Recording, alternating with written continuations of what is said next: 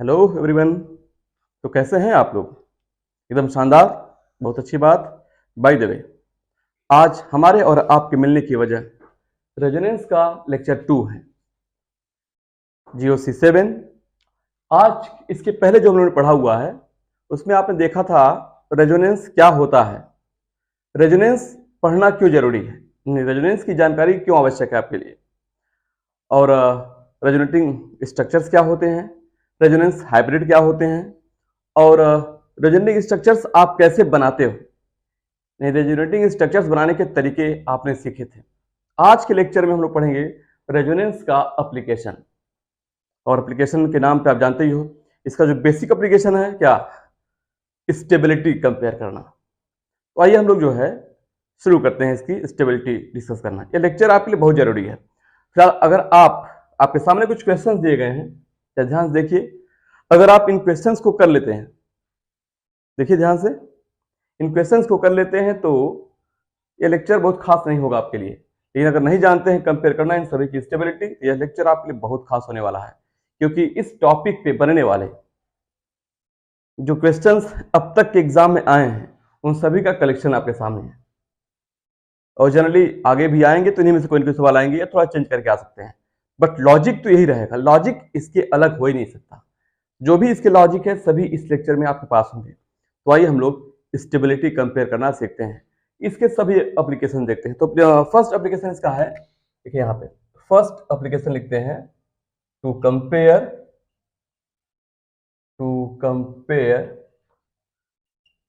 क्या, stability of resonating structure of same species या same molecules. ठीक है, आइए इसको हम लोग पहचानते हैं। देखिए यहाँ पे एक ही कंपाउंड के सभी स्ट्रक्चर्स दिए गए हैं।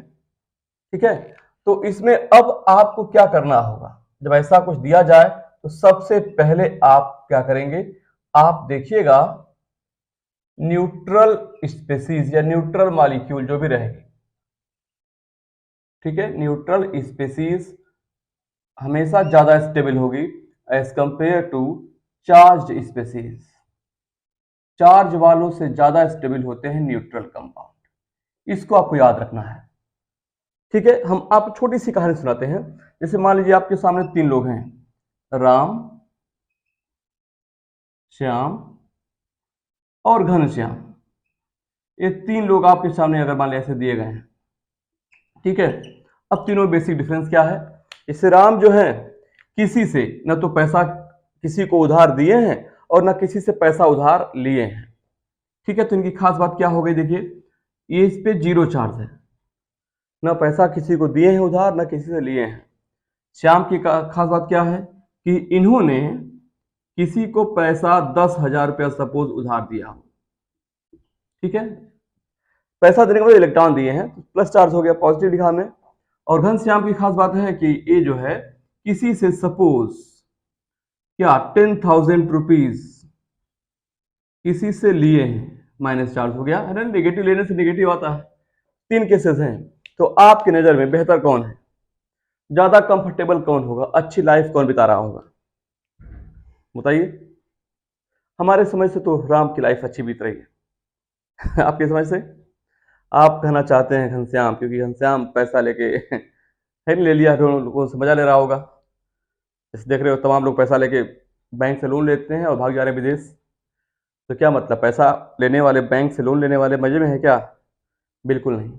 बस एक चीज याद रखना बेटा, जो दिया हो या लिया हो दोनों कैसे परेशान होता है। जिसने न दिया हो न लिया हो वही बेटर है, वही खुश है, यही सबसे स्टेबल है।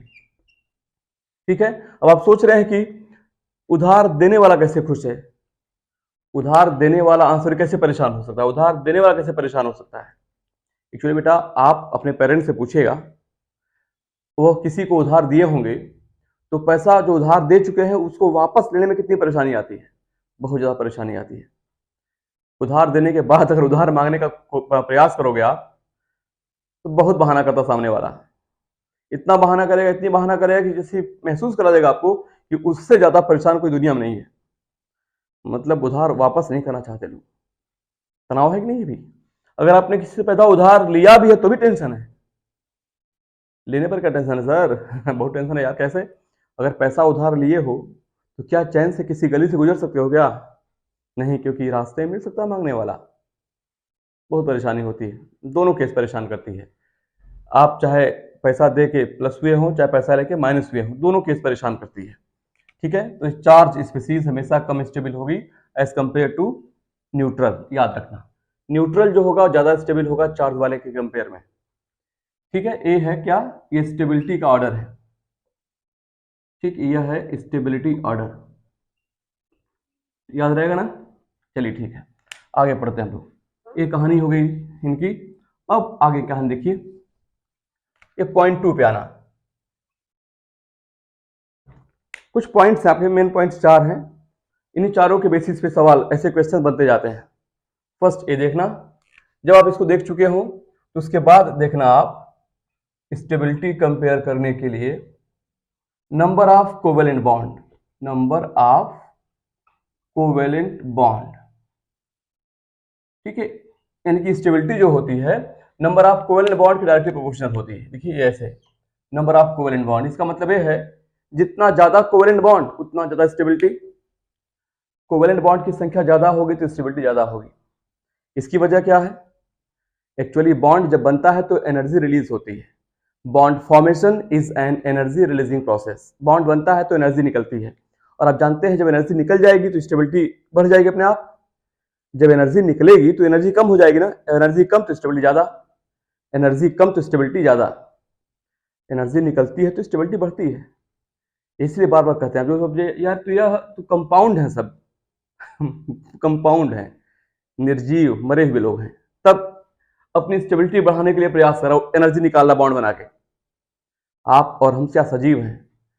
पढ़ो, जितना ज्यादा मेहनत करोगे आप उतना ज्यादा एनर्जी निकलेगी आपकी, उतना शानदार करियर होगा, उतना स्टेबल करियर होगा। क्यों नहीं मेहनत करते हैं आप लोग? करेंगे मेहनत आप लोग? करना चाहिए। तो जितना ज्यादा बॉन्ड बनेगा उतना ज्यादा स्टेबिलिटी आएगी, याद रखना। तो पूछे आपसे बॉन्ड क्यों बनता है, बोलेंगे आप क्योंकि स्टेबिलिटी पाना है उनको, स्टेबिलिटी पाने के लिए ऐसा होता है। बॉन्ड बनता है तो एनर्जी निकलती है, एनर्जी निकलती है स्टेबिलिटी आती है। ठीक है, अगला पॉइंट देखिए, थर्ड पे आते हैं। अब इसके बाद देखिए, ए तो आपने पढ़ लिया कि ज्यादा कोवेलेंट बॉन्ड ज्यादा स्टेबल। अब यहाँ पे लॉजिक एक और है, ये क्या है? अगर कहीं पे निगेटिव चार्ज है, negative charge should be present on more electronegative atom, या ऐसे कह सकते हो, या ऐसा हो कि पॉजिटिव चार्ज अगर है तो positive charge present on less electronegative atom. अगर ऐसा होता है तो यह जो है स्टेबिलिटी को बढ़ाता है, यानी ऐसे लोग जो होंगे मोर स्टेबल होंगे। ये क्या कहा गया है कि अगर निगेटिव चार्ज आ रहा है तो वह हमेशा उसी पे आना चाहिए जिसकी ज्यादा होगी इलेक्ट्रोनेगेटिविटी, निगेटिव चार्ज उस पे आना चाहिए। और प्लस आ रहा है तो जिसकी कम है उस पे आना चाहिए। ऐसा क्यों? इलेक्ट्रोनेगेटिविटी होती क्या है? इलेक्ट्रोनेगेटिविटी का मतलब होता है इलेक्ट्रॉन को अपनी तरफ विड्रा करना, अट्रैक्ट करना।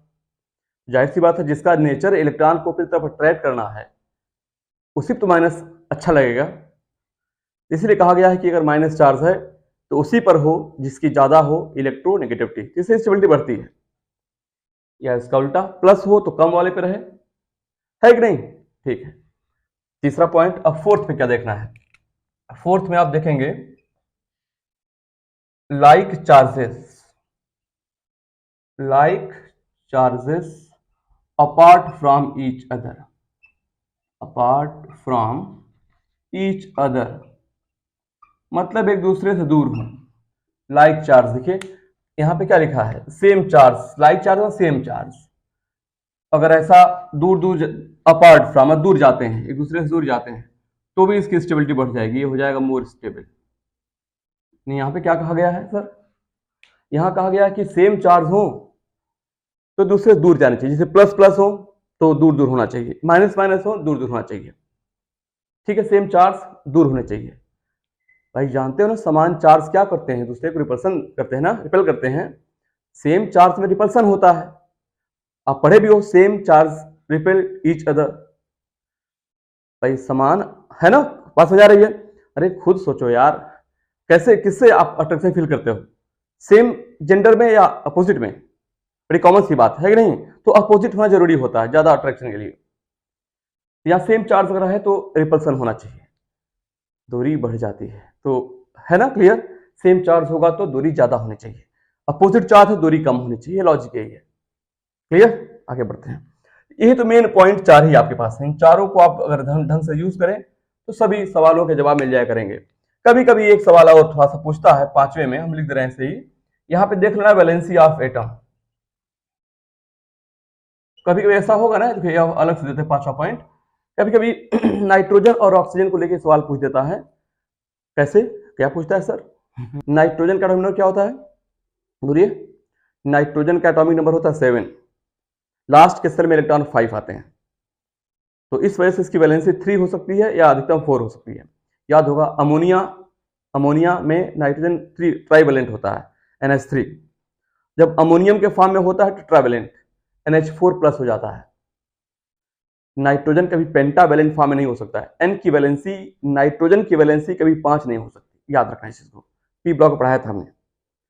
वैसे ही ऑक्सीजन की बात करें, O की वैलेंसी 2, जैसे H2O H2O, और हाइड्रोनियम बनाता है तो H3O+, अधिकतम 3 हो सकती है। तो O की वैलेंसी कहीं पर 4 दिखाया है तो भी गलत है, भी पॉसिबल नहीं है, इसको भी ध्यान देना। कहीं पूछता है, जैसे हम इसका सवाल दिखाते हैं आपको, देखिए यह कहाँ गया है, एक सवाल देखिए यहाँ पे N की वैलेंसी क्या है, 5 दिखाई गई, देखिए तो 3 H है और 2 इधर बॉन्ड, 5 बॉन्ड बन गए हैं, और पूछा which one is least stable. जब N की यह वैलेंसी 5 हो ही नहीं सकती तो पेंटावैलेंस कैसे दिखाया हो, इसका मतलब यही आंसर सही है, यही लीस्ट स्टेबल है ना? तो ऐसे सवाल पूछते हैं, तो भी आप थोड़ा ध्यान दीजिएगा। फिलहाल by the way 4 points main है। आइए हम लोग क्वेश्चन नंबर 1 को ट्राई करते हैं। यहाँ पे एक ही कंपाउंड के सभी स्ट्रक्चर है, फॉर्मिक एसिड के ये 4 हैं रेजोनेटिंग स्ट्रक्चर्स, इनकी स्टेबिलिटी कंपेयर करना है। जब आपको इनकी स्टेबिलिटी कंपेयर करना है तो सबसे पहले कहां जाओगे आप? कुछ बच्चे सोच रहे हैं कि यह रेजोनेटिंग स्ट्रक्चर कैसे है। बिल्कुल बेटा, रेजोनेटिंग स्ट्रक्चर का मतलब होता है केवल किसी एक कंपाउंड के 2 या 2 से ज्यादा लेविस डॉट स्ट्रक्चर बने तो इस घटना का नाम होता है रेजोनेंस। बस 2 या 2 से ज्यादा स्ट्रक्चर अगर किसी एक मॉलिक्यूल के बन रहे हैं तो इसी को आप नाम देते हो रेजोनेंस, है ना? याद आ रहा है नहीं कुछ?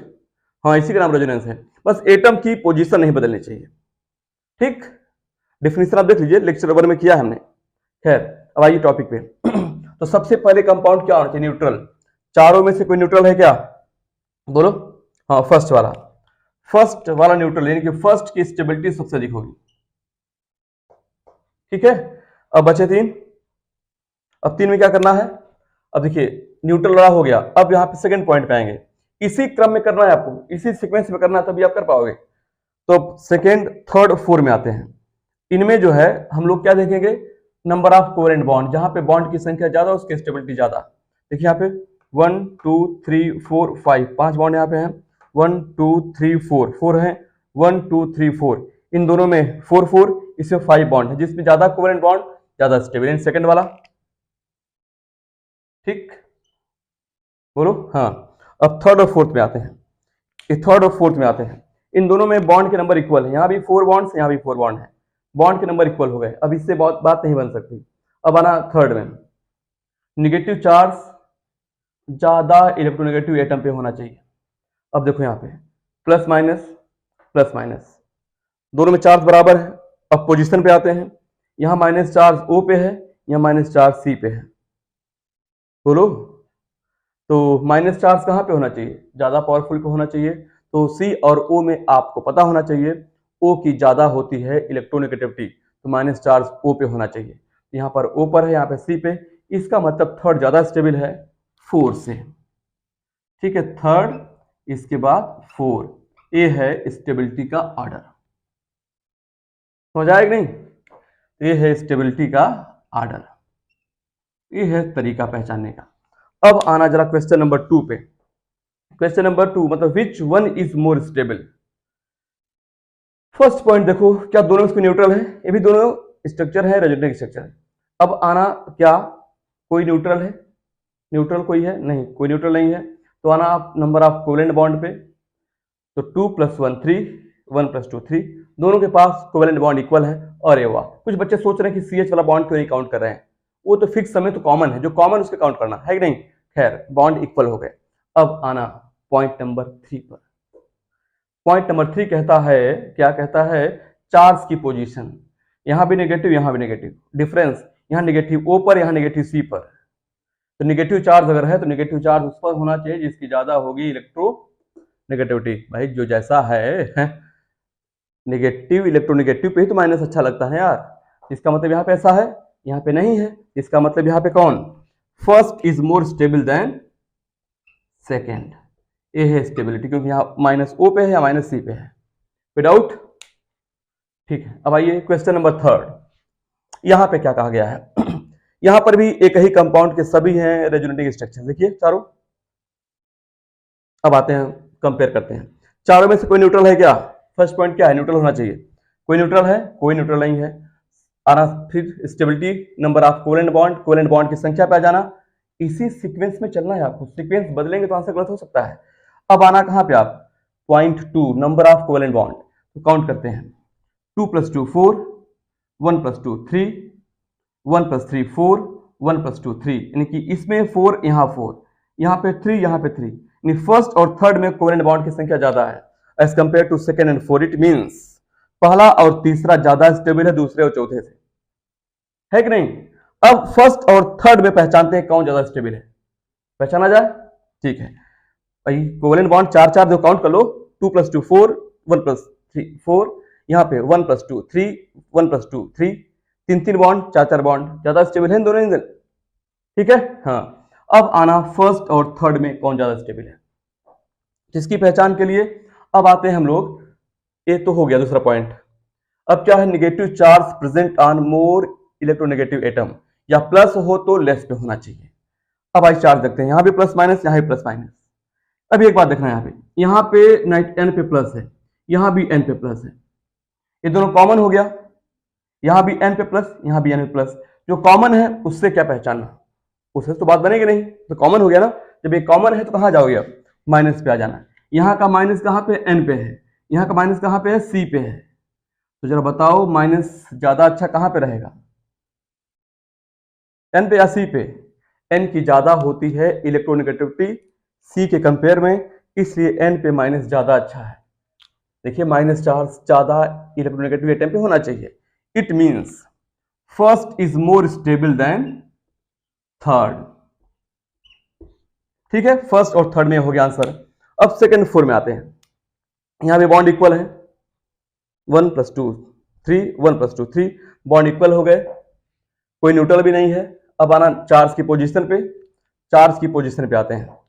देखिए यहां पर क्या कर रहा है, यहां पर जो माइनस चार्ज है N पे है, और यहां का माइनस चार्ज कहां पे है, C पे है। तो माइनस चार्ज किस पे होना चाहिए, N पे होना चाहिए, क्योंकि N की ज्यादा होती है इलेक्ट्रोनेगेटिविटी, है कि नहीं। या प्लस पे आ जाओ, प्लस कहां पे होना चाहिए, लेस वाले पे। लेस कौन यहाँ पे है, देखिए यहाँ पे क्या है, C और N में, तो C होता है less electronegative than nitrogen. It means plus यहाँ पे होना चाहिए। दोनों कंडीशन इसी को फेवर कर रही है, इसका मतलब second is more stable then 4।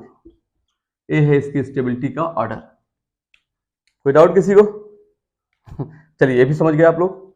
ना समझ आए तुरंत आप क्वेश्चन करिएगा, आपको हम इसका दोबारा बताएंगे आंसर। ठीक है, फिलहाल आते हैं क्वेश्चन नंबर 4 पे। 4 में क्या कहा गया है, देखिए यहां पर भी क्या, which one is more stable. अब यहाँ पे सबसे पहले न्यूट्रल पे आना, क्या कोई दोनों कोई न्यूट्रल है, न्यूट्रल नहीं है। अब आना नंबर ऑफ कोवेलेंट बॉन्ड पे, तो यहाँ पे देखिए 1 + 1 2 कोवेलेंट बॉन्ड है, यहाँ पे 1 + 2 3 कोवेलेंट बॉन्ड है। तो बॉन्ड की संख्या का डिफरेंस है, ज्यादा बॉन्ड ज्यादा एनर्जी का लॉस ज्यादा स्टेबिलिटी, यानी कि second is more stable than first, second is more stable than first. Without reason क्या है, ज्यादा बॉन्ड यहाँ पे है, यहाँ बॉन्ड कम है।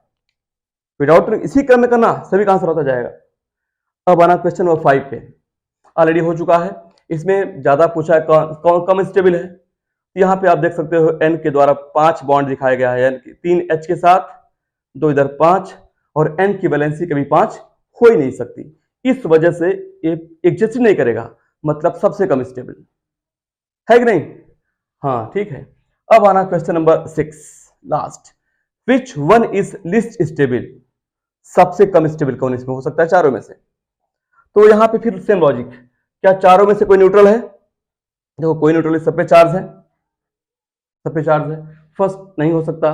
Second, number of covalent bond, सबके पास कोवेलेंट बॉन्ड इक्वल ही है, इक्वल है, देख लीजिए 1 और 2 3 4 5 6 7 8, 8 है यहाँ पे, 1 2 3 4 5 6 7 8, 1 2 3 4 5 6 7 8, 1 2 3 4 5 6 7 8, सब में 8 बॉन्ड है, बॉन्ड के नंबर इक्वल हो गए, यानी इससे भी बात नहीं हो सकती। ठीक है, अब आना नेगेटिव चार्ज, यह सवाल शायद IIT 2009 में पूछा, 2009 में पूछा गया था, ये सभी क्वेश्चंस कहीं एग्जाम में आए हुए हैं। अब यहाँ पे बॉन्ड की संख्या इक्वल हो चुकी है बेटा, बॉन्ड के नंबर इक्वल हो चुके हैं। अब चार्ज पे आ जाना, चार्ज की पोजीशन पे आते हैं।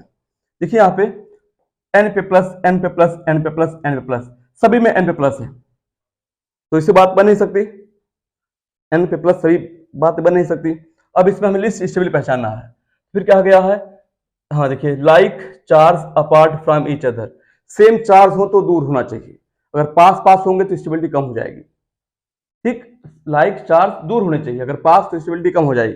यानी यहां देखिए किसमें ऐसा हो रहा है, हम देखते हैं प्लस प्लस, अरे वाह, यही पे पहले फर्स्ट में देखिए प्लस प्लस अगल बगल है, इसका मतलब यही लिस्ट स्टेबल है, यानी यही क्या है, लिस्ट स्टेबल, ये है लिस्ट स्टेबल। यही सवाल पूछा, देखिए कितना आसान है, प्लस प्लस अगल बगल है और सेम चार्ज दूर होना चाहिए था, यहाँ पास पास, स्टेबिलिटी कम। क्लियर। अब आते हैं, अगर आपसे सपोज से पूछता कि सबसे अधिक स्टेबल कौन है, तो भी कर लोगे भाई, यहाँ पे चार्ज के आधार पे देखिए, यहाँ पे डिफरेंस क्या है, n सब पे प्लस है, ये तो सेम हो गया। अब यहाँ पे देखिए, अगर n को छोड़ दिया जाए तो plus minus plus minus plus minus plus minus, तो प्लस तो सब में कार्बन, देखिए प्लस सी पे है, प्लस सी पे है, प्लस सी पे है, प्लस सी पे है, माइनस देखिए इसका माइनस सी पे है, इसका माइनस सी पे है, इसका माइनस सी पे है, इसका माइनस ओ पे चला गया है, डिफरेंस केवल माइनस पे आ रहा है, यानी इसी वाले माइनस पे, देखिए इसी माइनस पे, और चला गया ओ पे, और जानते हैं माइनस चार्ज कहाँ होना चाहिए, माइनस चार्ज होना चाहिए ज्यादा इलेक्ट्रोनेगेटिव एटम पे, तो और सबका माइनस सी पे था, इसका माइनस ओ पे आ गया है, इसका मतलब यही है इन चारों में मोस्ट स्टेबल। ठीक है, इसके बाद हम लोग जो है अब पढ़ते हैं, इसके फर्स्ट रहा to compare stability of resonating structures of same molecules, ऐसे पहचानते हैं। अब इसका देखिए सेकंड एप्लीकेशन क्या है, ऐसे सेकंड में हो जाएगा to compare stability of carbocations, carbocations carbanions सबकी स्टेबिलिटी, और इस सीक्वेंस में देखते हैं, इसको बताते हैं पहले। देखिए यूज्ड मेन है to compare stability of various carbocations, हम लोग जो है अलग अलग कार्बोकैटायंस की स्टेबिलिटी भी कंपेयर कर सकते हैं। इसके बाद आप to compare stability of various carbanion, carbanion की स्टेबिलिटी भी इसकी हेल्प से कंपेयर कर सकते हैं। एंड इसके बाद हम लोग to compare stability of free radicals, ये भी कंपेयर कर सकते हैं हम लोग ऑर्गेनिक केमिस्ट्री में। इसके बाद जो है टू कंपेयर एसिडिक स्ट्रेंथ, जो अलग अलग acidic strength of various organic acids या ऑर्गेनिक कंपाउंड्स की हम लोग एसिडिक स्ट्रेंथ भी कंपेयर कर सकते हैं। And to compare basic strength of various organic compounds. And एक और कर सकते हैं टू कैलकुलेट या find bond order of resonating structures, इसे बॉन्ड ऑर्डर में निकाल सकते हैं। फिलहाल हम लोग जो है देखिए, फर्स्ट को तो हम लोगों ने कर लिया, ये तो आपने कर लिया, अभी किया है, जो बीच में 2 से लेके 6 तक के पॉइंट्स हैं, चाहे कार्बोकैटायन की स्टेबिलिटी कंपेयर करना, चाहे कार्बोनाइन की, चाहे फ्री रेडिकल की, चाहे एसिडिक स्ट्रेंथ कंपेयर करना, चाहे बेसिक स्ट्रेंथ रहे। देखिए इन सबको जो है अभी आप अच्छे से नहीं कर पाओगे, रीजन हम लोगों ने अभी एरोमेटिसिटी नहीं पढ़ा हुआ है। यानी देखिए अब इसे करना है अगर अच्छे से आपको इस टॉपिक को, हम आपको जो है कार्बोकैटायन, कार्बोनाइन या फ्री रेडिकल्स की इन सबके जो टॉपिक्स है, 5 टॉपिक बीच आप देख रहे हो 4th लेक्चर तक, इन सबके अलग अलग लेक्चर्स अवेलेबल होंगे। ये काफी बड़ा लेक्चर हो जाएगा, करीब 1 घंटे का, 1 घंटे का, 1 घंटे का लेक्चर बड़े बड़े रहेंगे सभी। तो इसको हम लोग यहाँ से न करके आगे पढ़ेंगे। ठीक है, हम सभी आपको हेडिंग वाइज बताएंगे कार्बोकैटायन की स्टेबिलिटी कंपेयर करने के लिए क्या क्या लॉजिक यूज करना है। जैसे आपको पढ़ाएंगे हम कि एरोमेटिक कंपाउंड जो होते हैं ये दुनिया के सबसे ज्यादा स्टेबल कंपाउंड होते हैं। ठीक है, इसके बाद होते हैं एलिफेटिक कंपाउंड, एलिफेटिक कंपाउंड इसके बाद आते हैं। ठीक, एंड लास्ट में आते हैं anti aromatic compound, anti aromatic compound. ठीक है, ये एग्जैक्ट इनकी स्टेबिलिटी का ऑर्डर होता है। एरोमेटिक कंपाउंड सबसे स्टेबल, फिर एलिफेटिक होते हैं, उसके बाद एंटी एरोमेटिक। यानी एंटी एरोमेटिक कंपाउंड दुनिया के सबसे कम स्टेबल कंपाउंड होते हैं। ठीक, अभी हम लोगों ने इसको पढ़ा नहीं है, हकल्स रूल है एरोमेटिसिटी पहचानने का, इसको पढ़ेंगे। एंटी एरोमेटिक पढ़ेंगे बाद में हम लोग। जो एलिफेटिक हैं यहां पर जो लॉजिक यूज होना, देखिए यहां पे क्या करते हैं हम लोग, सबसे पहले यहां सोचते हैं हम लोग रेजोनेंस, रेजोनेंस की हेल्प से इसको पहचानते हैं, या आप कंजुगेशन अप्लाई कर सकते हैं, क्योंकि कंजुगेशन की वजह से ही, देखिए आप लोग कंजुगेशन पढ़े हो, इन दोनों लेक्चर्स को आप देख सकते हो, कंप्लीट हो चुका है। अब जब इसको सोच लेंगे तब इसके बाद आप सोचेंगे हाइपर कंजुगेशन को, हाइपर कंजुगेशन। ठीक है, और इसके बाद आप देखेंगे इंडक्टिव इफेक्ट, इंडक्टिव इफेक्ट। ऐसे इन तीनों की हेल्प से हम लोग स्टेबिलिटी कंपेयर करेंगे एलिफेटिक कंपाउंड की। फिलहाल एरोमेटिक कंपाउंड सबसे स्टेबल होंगे, आगे पढ़ा जाएगा। एंटी एरोमेटिक सबसे कम स्टेबल होंगे, यानी हाईली अनस्टेबल होंगे। एलिफेटिक बीच में आते हैं, और इनकी स्टेबिलिटी कंपेयर करने के लिए रेजोनेंस और कंजुगेशन का जानना जरूरी है, फिर हाइपर कंजुगेशन और फिर इंडक्टिव इफेक्ट। ये कुछ बेसिक तरीके हैं स्टेबिलिटी कंपेयर करने के। तो सभी टॉपिक हम लोगों ने अभी पढ़ा नहीं है, जब सभी टॉपिक हो जाएंगे तो जो है स्टेबिलिटी ऑफ जो कार्बोकैटायंस है इसका कंप्लीट लेक्चर आपके पास होगा। दुनिया के चाहे कोई भी कार्बोकैटायंस होंगे उनकी स्टेबिलिटी आप कंपेयर कर लेंगे। यही हाल होगा कार्बोनायंस का, यही हाल होगा फ्री रेडिकल्स का।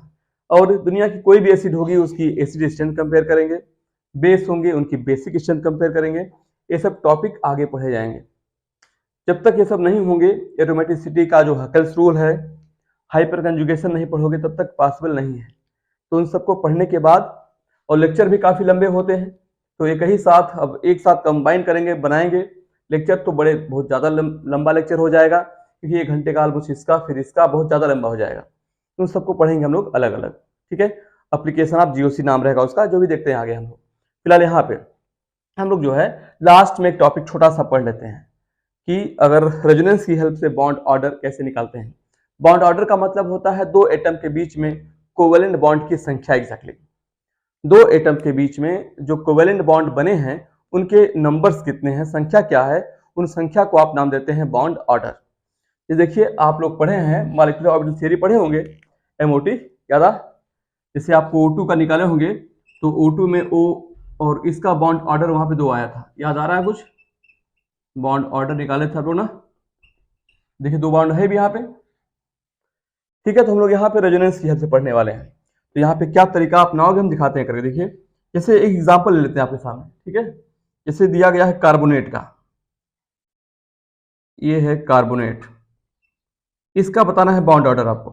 कार्बोनेट आयन है, ये क्या है, कार्बोनेट आयन, इसका बॉन्ड ऑर्डर आपको निकालना है। तरीका वही, पहले बनाएंगे आप इसके रेजोनेटिक स्ट्रक्चर्स। ये है कार्बोनेट, देखिए यहाँ पे यह O-, हम यहाँ पे आपको लेविस डॉट स्ट्रक्चर बता दें कि इसका अलग अलग, इसका अगला स्ट्रक्चर कैसे बन सकता है। जैसे पाई बॉन्ड आप यहाँ पे देख रहे हो, इसको ऊपर की तरफ ब्रेक कर दें, ये हो जाएगा C, इस O पर माइनस हो जाएगा, यहाँ प्लस आएगा, यहाँ माइनस है, बॉन्ड बन जाएगा, तो C डबल बॉन्ड O, और यहाँ पर O पर माइनस देखिए ऐसे है, ठीक है। और फिर अगला स्ट्रक्चर, इस बॉन्ड को फिर ब्रेक करें, यहाँ प्लस, ये यहाँ बॉन्ड बन जाएगा, यानी इसमें डबल बॉन्ड की पोजीशन बदल रही है, देखिए सॉरी, यहाँ पर जो है यह O पर माइनस है, यहाँ पर O पर माइनस है, और डबल बॉन्ड के यहाँ पे आ चुका है। इसका बना हुआ है रेजोनेटिंग स्ट्रक्चर, ठीक है। इसका अगर आपको निकालना है बॉन्ड ऑर्डर, देखिए तरीका बताते क्या करना आपको। तो bond order is equal to होता है, बॉन्ड ऑर्डर तो हो जाएगा नंबर ऑफ, जैसे कर सकते हो आप, sum of number of covalent bond, covalent bond between two atoms in all resonating structures। Divide कर देना है इसको आप ऐसे, नंबर ऑफ रेजोनेटिंग स्ट्रक्चर्स ऐसे। तो देखिए यहाँ पे क्या हो रहा है, इसमें किसी दो एटम को ले लीजिए आप। तो जो भाई इसके पहले आपने रेजोनेंस 1 पढ़ा है, रेजोनेटिंग स्ट्रक्चर्स कैसे बनते हैं वहां पे सीखा भी आपने, खैर है। तो वहां पे आप देख लीजिए स्ट्रक्चर कैसे बनते हैं। हमें एक एग्जांपल दिखा रहे केवल आपको, कोई भी दो बॉन्ड ले लीजिए, चाहे इसको ले लें चाहे किसी भी एक को फिक्स कर लें। जैसे मान लीजिए हमने यहां से यहां तक ले लिया ऐसे, ठीक है। तो बॉन्ड ऑर्डर यहां पे हम निकालते हैं, देखिए ऐसे क्या हो जाएगा, इन दो एटम के बीच कितने बॉन्ड हैं, दो बॉन्ड यहाँ पे है, 2 लिख दिया हमने, प्लस फिर अगले स्ट्रक्चर में आइए, क्या लिखा आपने, sum of number of covalent bond between two atom in all resonating structures. तो दो यहाँ पे हो गए, फिर यहाँ पे आइए, यहाँ कितने हैं बोलिए, यहाँ एक बॉन्ड है ना, यहाँ पे क्या कर देंगे, +1 कर देंगे। देखिए यहाँ भी क्या है, एक ही बॉन्ड है, 1 कर देंगे, डिवाइड कर देंगे। कितने स्ट्रक्चर बने हैं, 1 2 3, 3 स्ट्रक्चर हैं, आप 3 से डिवाइड कर देंगे, ये आ जाएगा 4/3 मतलब 1.33। तो कार्बोनेट का बॉन्ड ऑर्डर होता है 1.33। आसान है ना। तो ऐसे निकालते हैं कार्बोनेट का बॉन्ड ऑर्डर, किसी भी का निकाल सकते हो आप यहां देखिए, अगर इसको आप मानते हैं तो 1 + 2 3 + 1 4, 3 स्ट्रक्चर 4/3 तभी आ जाएगा। यानी इसका बॉन्ड ऑर्डर, यानी कि सभी बॉन्ड का ऑर्डर, चाहे इसका चाहे इसका चाहे इसका कोई भी देखे, बॉन्ड ऑर्डर हमेशा 1.33 आएगा। डायरेक्ट करते तो गलत हो जाता, ऐसे करना होता है, ठीक है। अभी एक एग्जांपल आप लोग और चाह रहे हो कि बॉन्ड ऑर्डर का, तो कर देते हैं। देखिए जैसे दिया गया, मान लो आपको ये बेंजीन रिंग, देखिए ऐसे है benzene 6 membered ring, double bond की शुरुआत मान लो आप यहां से करते हैं, एक डबल बॉन्ड यहाँ पे कर दिया जाए, एक डबल बॉन्ड मान लो यहाँ पे कर दिया जाए। इसका रेजोनेटिंग स्ट्रक्चर अगला वाला ऐसे हो जाता है, देखिए ऐसे बना दिया आपने। यहाँ डबल बॉन्ड की शुरुआत मान लो यहाँ से कर देते हैं आप, डबल बॉन्ड एक यहाँ कर दिया आपने, फिर एक छोड़ के डबल बॉन्ड यहाँ कर दिया आपने, फिर एक छोड़ के डबल बॉन्ड आपने यहाँ कर दिया। मान लीजिए इसके दो हैं रेजोनेटिंग स्ट्रक्चर्स, ठीक है। इसका बेंजीन का निकालना है बॉन्ड ऑर्डर, डबल है, सिंगल है, डबल है, ऐसे देखिए इसका निकालना है बॉन्ड ऑर्डर। तो बॉन्ड ऑर्डर बराबर क्या हो जाएगा, किसी दो एटम को फिक्स कर लें, जैसे मान लीजिए हमने इसको फिक्स कर लिया, ऐसे देखिए, चाहे किसी को भी फिक्स कर लीजिएगा। तो यहाँ वाला लेंगे हम लोग, है ना, क्या हो जाएगा, यहाँ पे एक बॉन्ड है और यहाँ पे दो बॉन्ड है, दो ही स्ट्रक्चर बने हैं, 3/2 1.5, यानी बेंजीन का बॉन्ड ऑर्डर 1.5 होता है। तो रेजोनेंस की हेल्प से, यानी रेजोनेटिंग स्ट्रक्चर की हेल्प से आप बॉन्ड ऑर्डर भी कैलकुलेट कर सकते हैं, यह आप याद रखिएगा। फिलहाल इसमें रेजोनेंस 2 में हम लोगों ने पढ़ा है आरएस की स्टेबिलिटी कैसे पहचाने, सबसे इंपॉर्टेंट यही है।